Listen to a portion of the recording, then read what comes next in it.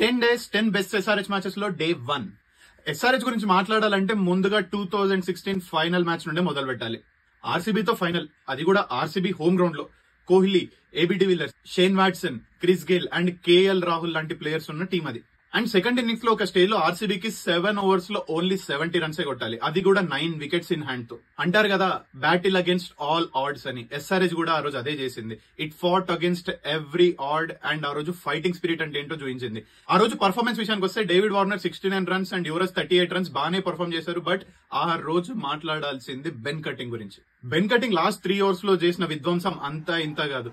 ఆ 117 meters out of the stadium 6 అయితే నాకు ఇప్పటికీ గుర్తుంటది. బ్యాటింగ్ లోనే కాదు, బౌలింగ్ లో కూడా 200 స్ట్రైక్ రేట్ తో బ్యాటింగ్ చేస్తున్న క్రిస్ గేల్ వికెట్ తీసి క్రూషియల్ టైమ్ లో ఇంపార్టెంట్ క్యాచెస్ తో ఓవరాల్ గా బెన్ కటింగ్ ఆ రోజు బీస్ట్ మోడే ఆన్ చేశాడు.